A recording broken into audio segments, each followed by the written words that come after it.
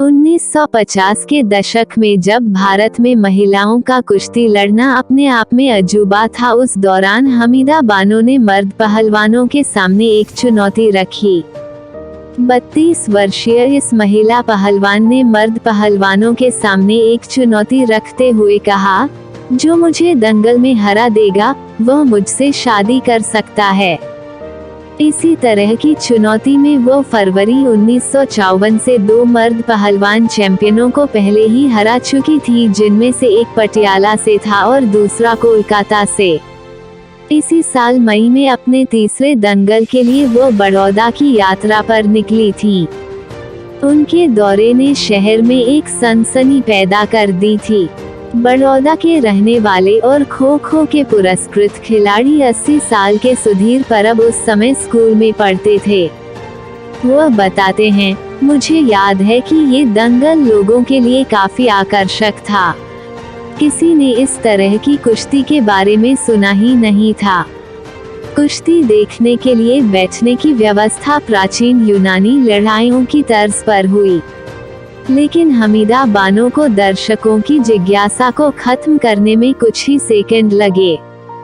समाचार agency AP की उस समय की रिपोर्ट के अनुसार यह मुकाबला महज 1 मिनट और 34 सेकंड तक चला। हमीदा बानो ने बाबा पहलवान को चित कर दिया। रेफरी ने पहलवान को हमीदा से शादी की संभावना से बाहर घोषित कर दिया।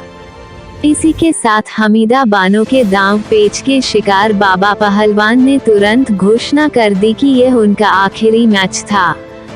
बाद में भारत की पहली महिला पेशेवर पहलवान के तौर पर मशहूर होने वाली हमीदा बानो अपनी दिलेरी से देश की उन पारंपरिक कहानियों को उलट रही थी जिनमें महिलाओं को कमजोर समझा जाता था।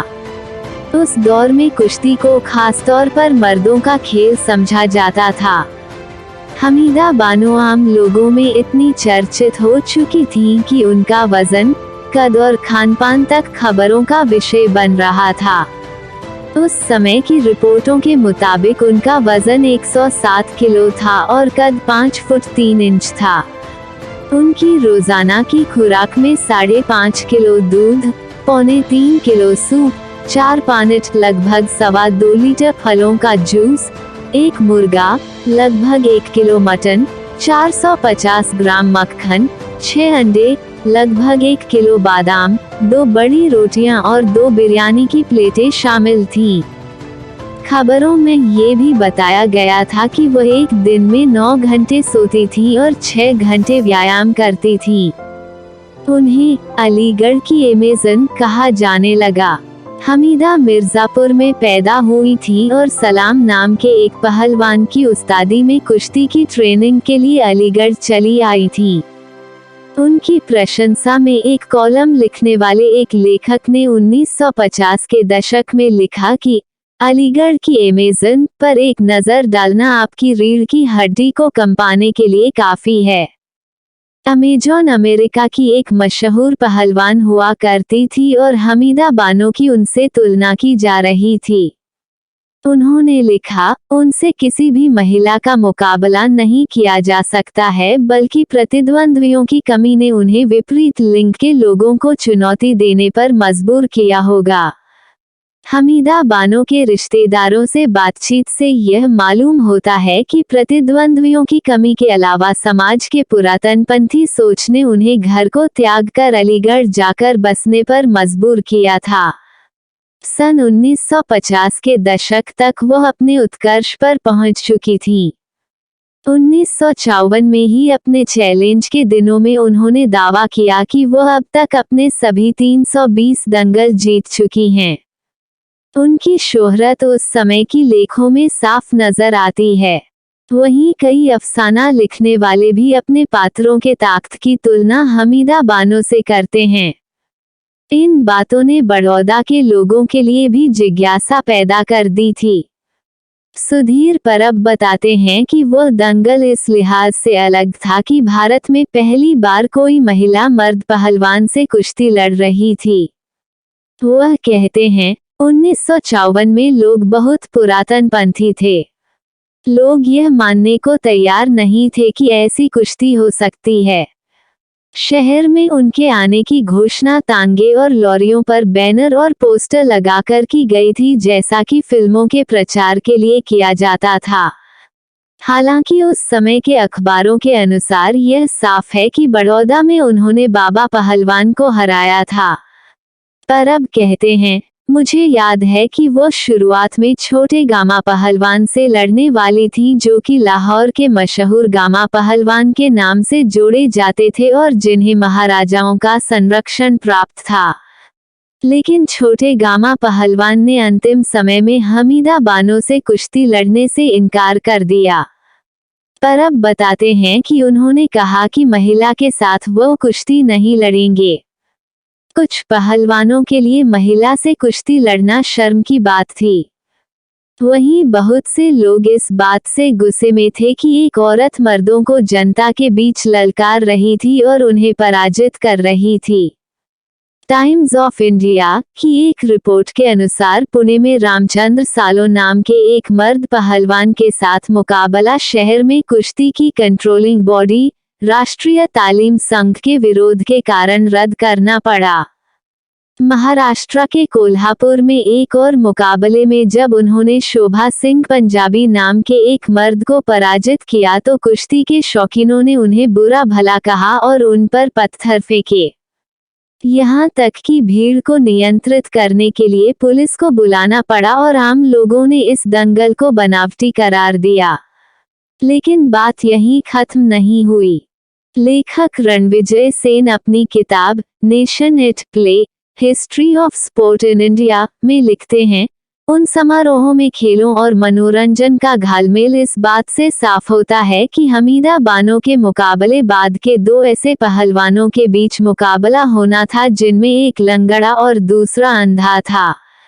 लेकिन उस मैच को मनोरंजन के तौर पर या शायद ताने के तौर पर रद्द कर दिया गया क्योंकि दृष्टिहीन पहलवान ने दांत में दर्द की शिकायत की, जिसके कारण उसका प्रतिद्वंद्वी विजयी घोषित हुआ। सेन के अनुसार हमीदा बानो को अंततः राज्य के मुख्यमंत्री मोरारजी देसाई से उनके दंगल पर पाबंदी के विरोध में शिकायत करनी पड़ी, लेकिन देसाई का जवाब था कि मुकाबले पर पाबंदी लैंगिक आधार पर नहीं बल्कि व्यवस्थापकों के बारे में कई शिकायतों की वजह से लगाई गई थी, जो कि जाहिर तौर पर बानो के खिलाफ डमी पहलवान उतार रहे थे। हमीदा बानो के खिलाफ कुश्तियों में डमी पहलवानों या कमजोर विरोधियों का इस्तेमाल उस समय एक व्यापक सोच थी। हमीदा की शोहरत के बारे में बात करते हुए महेश्वर दयाल अपनी 1987 की किताब आलम में इंतखाब दिल्ली में लिखते हैं कि उन्होंने यूपी और पंजाब में कई कुश्तियां लड़ी थीं और दूर दराज से लोग उन्हें और उनकी कुश्ती को देखने के लिए आते थे। वह लिखते हैं, वो बिल्कुल मर्द पहलवानों की तरह लड़ती थीं। हालांकि कुछ लोगों का ये कहना था कि हमीदा बानो और मर्द पहलवान का आपस में खुफिया समझौता हो जाता था और वह जानबूझकर हमीदा बानो से हार जाता था। वहीं कई पुरुष लेखकों ने उनके कारनामों का मजाक उड़ाया है या उन पर प्रश्न चिन्ह लगाया है। नारीवादी लेखिका कुर्रतुल एन हैदर ने अपनी एक कहानी डालनवाला में हमीदा बानो का उल्लेख करते हुए बताती हैं कि मुंबई में 1954 में एक विराट ऑल इंडिया दंगल का आयोजन किया गया था जिसमें उन्होंने कमाल दिखाया था। वह लिखती हैं, बकौल फकीरा उनका नौकर कोई माई का लाल उस शेर की बच्ची को न हरा सका था और उसी दंगल में प्रोफेसर ताराबाई ने भी बड़ी जबरदस्त कुश्ती लड़ी थी और उन दोनों पहलवान महिलाओं की तस्वीरें विज्ञापन में छपी थीं। इन तस्वीरों में वो बनियान और निकर पहने ढेरों पदक लगाए बड़ी शान से कैमरों को घूर रही थीं। उस वक्त के रिकॉर्ड से पता चलता है कि हमीदा बानो ने 1954 में मुंबई में रूस की मादार रीच कहलाने वाली वीरा चस्तेलिन को भी 1 मिनट से कम समय में शिकस्त दी थी और उसी साल उन्होंने यूरोपीय पहलवानों से कुश्ती लड़ने के लिए यूरोप जाने के अपने इरादों का ऐलान किया था। लेकिन इन मशहूर दंगलों के तुरंत बाद हमीदा कुश्ती के सीन से गायब हो गईं और उसके बाद रिकॉर्ड्स में उनका नाम केवल इतिहास के तौर पर नजर आता है। हमीदा बानो के बारे में और जानने के लिए मैंने उनके नज़दीकी रिश्तेदारों और जानने वालों को तलाश किया जो अब देश और दुनिया के विभिन्न कोनों में रहते हैं। उनसे बातचीत से यह पता चलता है कि हमीदा बानो का यूरोप जाने का ऐलान उनकी कुश्ती के करियर के पतन का कारण बना। हमीदा के पोते फिरोज शेख, जो अब सऊदी अरब में रहते हैं, बताते हैं, मुंबई में एक विदेशी महिला उनसे कुश्ती लड़ने आई थी। वो दादी से हार गईं और उनसे प्रभावित होकर उन्हें यूरोप ले जाना चाहती थी, लेकिन उनके ट्रेनर सलाम पहलवान को ये बात मंजूर नहीं थी।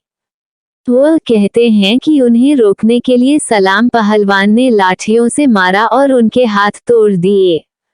उस समय तक दोनों अलीगढ़ से अक्सर बम्बई और कल्याण आते रहते थे, जहां उनका दूध का कारोबार था।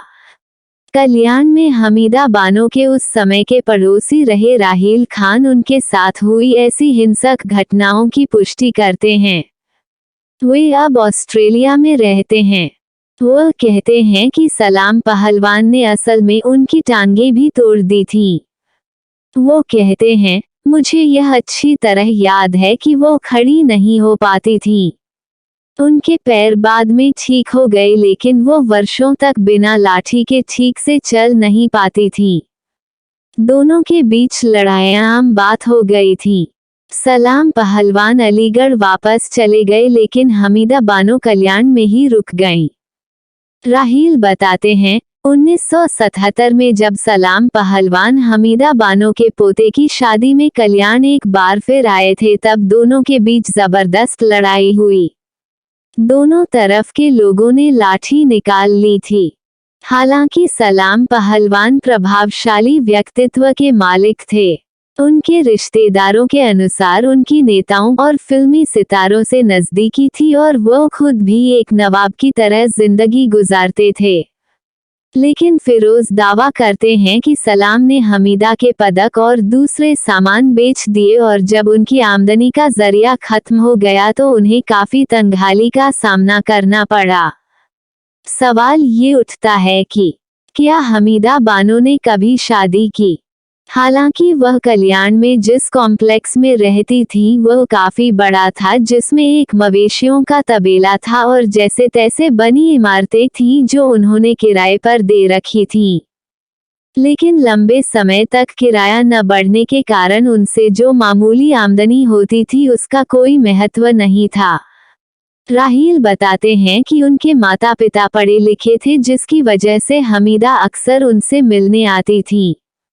राहील की मां फिरोज और उनके बहन भाइयों को अंग्रेजी सिखाती थी। वे याद करते हुए कहते हैं, जैसे जैसे सलाम के साथ लड़ाइयां बढ़ी वह अक्सर अपनी बचत सुरक्षित रखने के लिए मेरी मां के पास जाती थी। लेकिन वह कहते हैं कि उनके आखिरी दिनों में काफी मुश्किलें आ गई थीं। वो कल्याण में अपने घर के सामने खुले मैदान में बूंदी बेचा करती थी। हालांकि उन्होंने अपने बच्चों को अलीगढ़ या मिर्जापुर जाने से सख्ती से मना किया था। सलाम पहलवान की बेटी सहारा, जो अलीगढ़ में रहती हैं, ने बताया कि जब वो मृत्युशैया पर थे तो हमीदा उनसे मिलने एक बार अलीगढ़ वापस आई थी।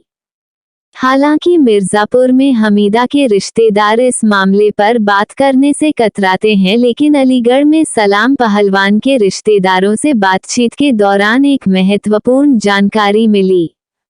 उन्होंने दावा किया कि हमीदा बानो ने असल में सलाम पहलवान से शादी की थी और वह भी आज़ादी से पहले।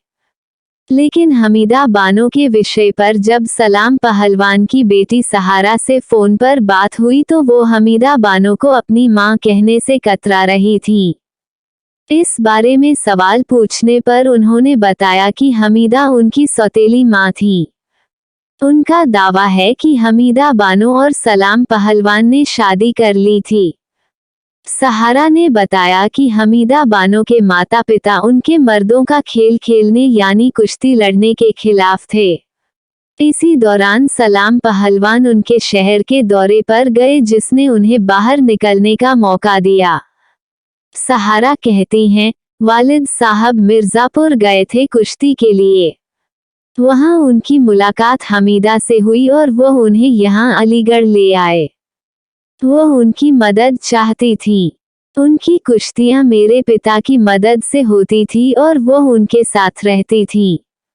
हालांकि अपने रिश्तों की हकीकत हमीदा बानो और सलाम पहलवान खुद बेहतर बताते, लेकिन हमीदा के पोते फिरोज, जो हमीदा बानो के आखिरी वक्त तक उनके साथ थे, सहारा और दूसरे रिश्तेदारों की बात से सहमत नहीं हैं।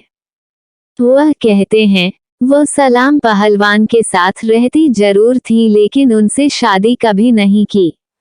वह अपने और अपनी दादी हमीदा बानो के रिश्तों के बारे में बताते हैं, दरअसल दादी ने मेरे वालिद को गोद लिया था, लेकिन मेरे लिए तो वह मेरी दादी हैं। हमीदा बानो और सलाम पहलवान के परिवार के सदस्यों के अलग अलग दावों के बावजूद उनके व्यक्तिगत रिश्तों की बारीकी आज महत्वपूर्ण नहीं है, लेकिन ये बात लगभग तय है कि कोई माई का लाल पैदा नहीं हुआ जो उस शेर की बच्ची को कुश्ती में जीवन पर्यंत हरा सका।